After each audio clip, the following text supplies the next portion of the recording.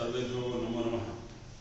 आज हम लोग कारक प्रकरण में चतुर्थी विभक्ति को पढ़ेंगे। उस दिन हम लोगों ने तृतीय विभक्ति तक अध्ययन किया था। एक थोड़ा सा हिंट्स मैं देना चाहूँगा आपको। अभितः परितः समयानुसार, उस पर मैंने जो लिखवाया था कि अभितः मैंने चारों तरफ, दोनों तरफ भी होता है उसका मतलब, और चारों तरफ भी होता है। ध्यान देंगे इस बात का। नहीं तो बहुत लोग कहेंगे दोनों तरफ ही होता है। दोनों तरफ और चारों तरफ दोनों होता है।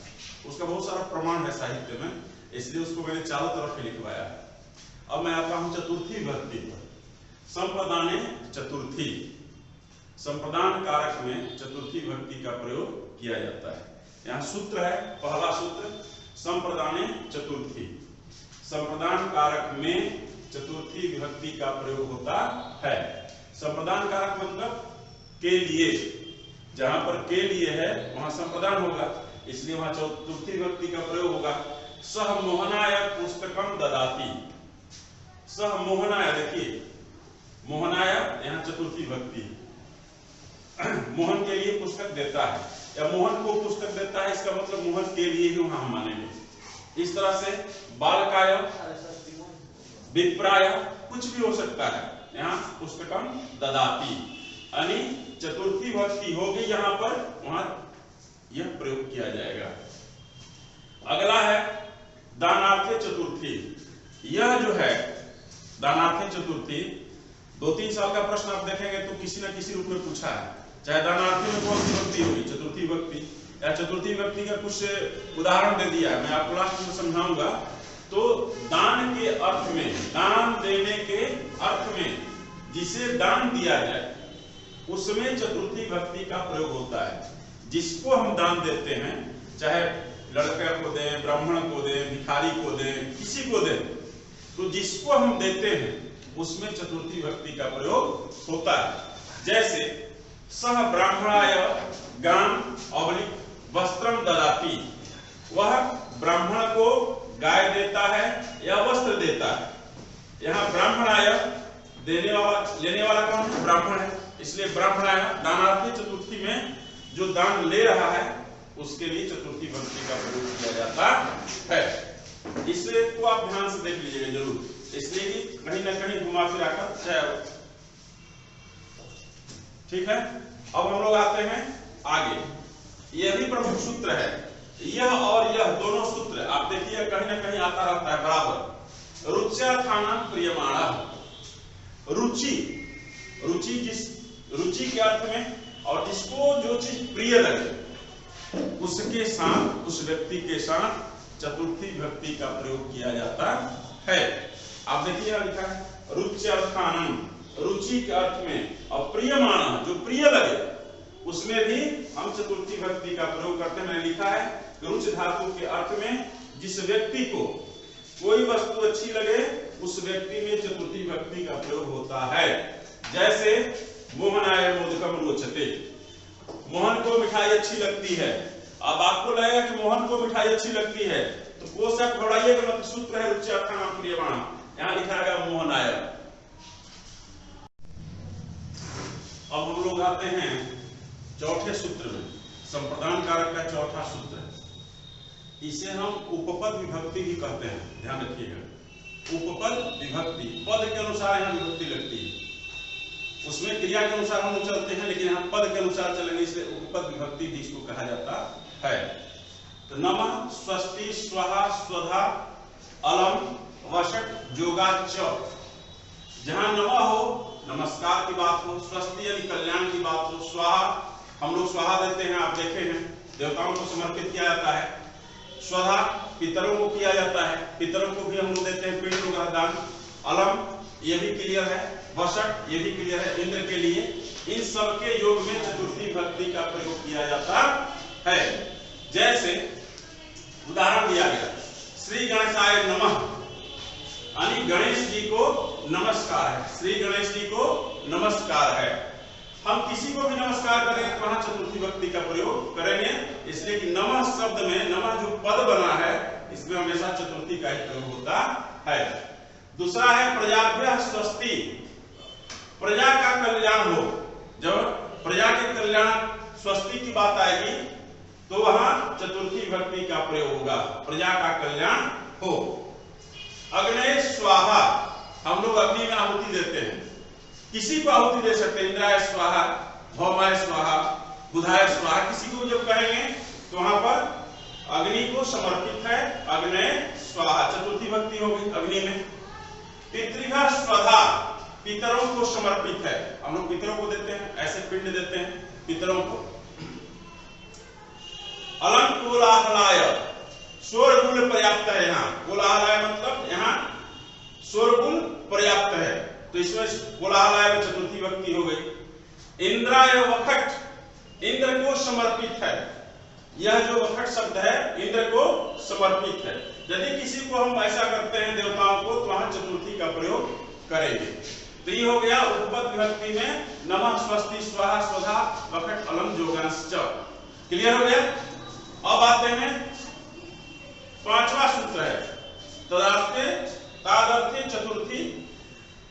तादर्थे चतुर्थी का मतलब हो गया कि जिस निमित्त से, अर्थात जिसके लिए कोई क्रिया की जाए उसमें चतुर्थी विभक्ति का प्रयोग होता है। जिसके निमित्त हम कोई क्रिया करेंगे उसमें किसका प्रयोग होगा?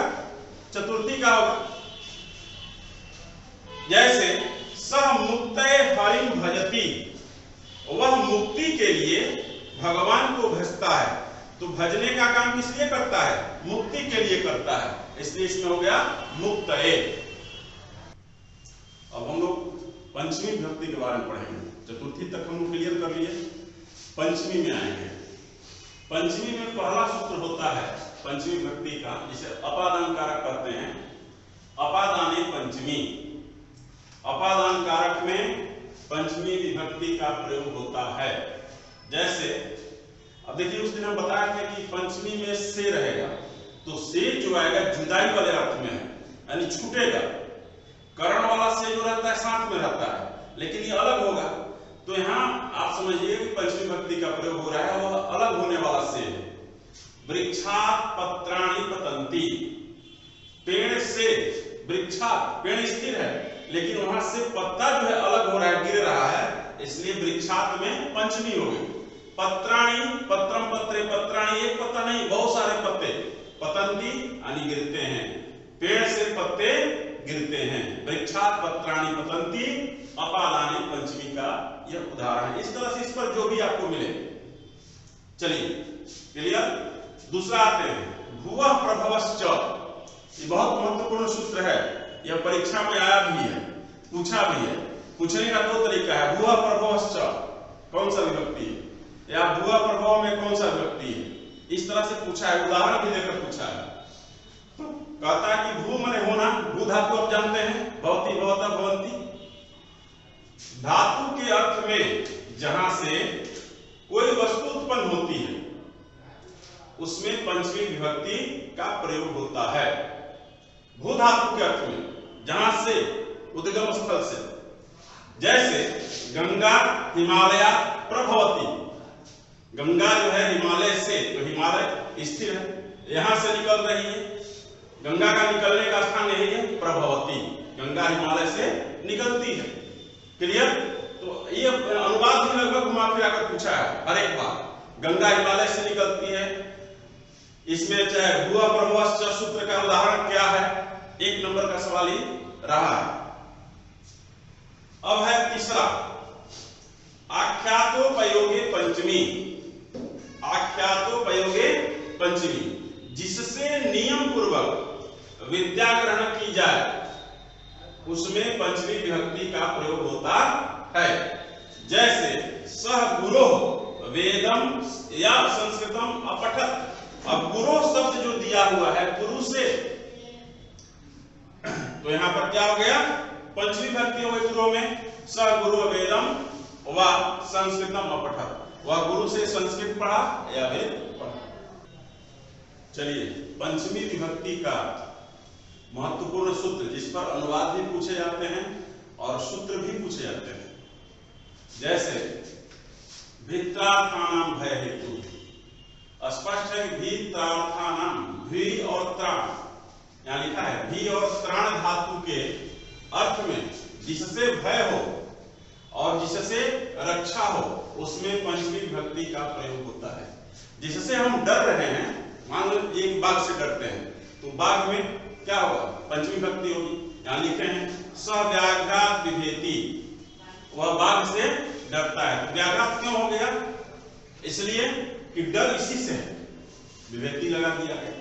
और जिससे रक्षा हो, तो रक्षा दूसरा सूत्र गुरु नरकात् त्रायते, गुरु जो है नरक से रक्षा करते हैं, इसलिए गुरु आपको सदुपदेश देंगे, उसको धारण कीजिएगा तो बचाव होगा ही, नहीं तो फिर नरक में जाना ही है, शास्त्र मत है। इसलिए जहां बचाया जाए और जहां डर हो, बचाने का मतलब जहां रक्षा हो और जहां डर हो, दोनों में पंचमी विभक्ति का प्रयोग किया जाता है। अब आते हैं एक और सूत्र है बहिर्योगे पंचमी, बाहर के अर्थ में। यहां लिखा हुआ है बहिर्योगे पंचमी, यानी बाहर के अर्थ में पंचमी विभक्ति का प्रयोग होगा। जैसे ग्रामात् बहिः सरः अस्ति, गांव से बाहर तालाब है, तो ग्रामात् हो गया, इसलिए बही है तो ग्रामात् बहिः सरः अस्ति। इस तरह से हम लोग का अपादान कारक जो है समाप्त होता है। षष्ठी विभक्ति के बारे में जानेंगे। षष्ठी विभक्ति में मुख्यतः दो सूत्र हैं मुख्य रूप से। वैसे मैंने आपको प्रथम दिन ही बता दिया था कि संबंध कारक जो है षष्ठी विभक्ति, उसको कारक नहीं माना जाता है, लेकिन प्रयोग में है। सूत्र के अनुसार वह कारक नहीं है, लेकिन व्यवहार में है। तो षष्ठी विभक्ति के बारे में थोड़ा सा ध्यान दें। संबंधे षष्ठी, जहां संबंध दिखाना है वहां पर षष्ठी विभक्ति का प्रयोग होता है। जैसे रामस्य भ्राता गच्छति, राम का भाई जाता है, ठीक है। अब थोड़ा सा हम आपको ध्यान दिलाना चाहेंगे कि रामस्य से गच्छति का कोई संबंध नहीं है। भ्राता गच्छति, भाई जाता है, राम का भाई, तो का जो लगा है संबंध कारक, कर्ता कर्म च करणम संप्रदानम तथैव च अपादान अधिकरणम इत्यादि षट की बात है, तो यहाँ संबंध कारक आ गया है, लेकिन क्रिया से इसका सीधा संबंध नहीं है, इसलिए यह संबंध कारक सूत्र के अनुसार नहीं है, प्रयोग में हम लोग करते हैं। रामस्य भ्राता गच्छति। दूसरा है प्रमुख, इस पर अनुवाद भी आप पाते हैं। कवियों में कालिदास श्रेष्ठ थे, लड़कियों में सीता श्रेष्ठ थी, इस तरह से किसी को बना, लड़कों में राम श्रेष्ठ हैं, कुछ भी कह सकते हैं। जहां पर श्रेष्ठता सिद्ध की जाए, अनेक लोग हैं वहां पर, किसी एक को श्रेष्ठ बनाया जाए, पर्वतों में हिमालय, इस तरह से बहुत सारे उदाहरण हो सकते हैं। तो सूत्र है जतश्च निर्धारणम, अनेक में से एक की विशेषता बताई जाए, उस अनेक वाचक शब्द में षष्ठी या सप्तमी विभक्ति का प्रयोग होता है।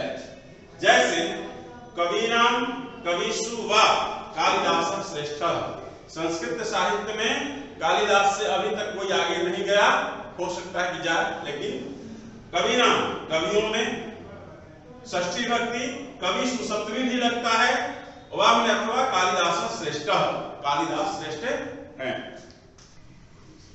अब हम लोग अंतिम जो है अधिकरण कारक पर चर्चा करेंगे। इसमें मात्र दो सूत्र हैं।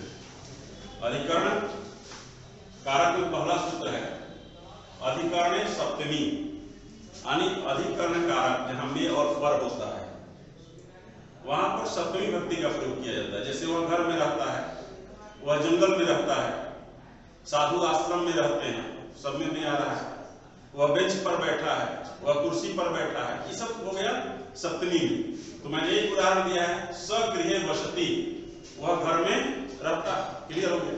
में और पर जहां मिले आप समझ लीजिए वो सप्तमी विभक्ति है। अंतिम है षष्ठी चानादरे, इसमें षष्ठी और सप्तमी दोनों का प्रयोग होता है। जैसे कविनाम कविषु आपने पढ़ा, उसी तरह इसमें भी है, जिसका अनादर करके कोई काम किया जाए उसमें षष्ठी या सप्तमी विभक्ति का प्रयोग होता है। जैसे देखिए यहाँ शिशु शब्द का षष्ठी होगा शिशो और सप्तमी हो जाएगा शिशु। रुदतः शिशो माता गृह कार्यम करोति, रोते हुए बच्चे को छोड़कर माँ घर का कार्य करती है। और रुदती शिशो माता गृह कार्यम करोति, रोते हुए बच्चे का को छोड़कर माता गृह कार्य करती है। तो यहाँ षष्ठी और सप्तमी आएगा। वैसे मुख्यतः इसका जो है इसमें अनुवाद इस पर आता है, इससे थोड़ा कम होता है, ध्यान दीजिएगा। हम लोग का कारक समाप्त।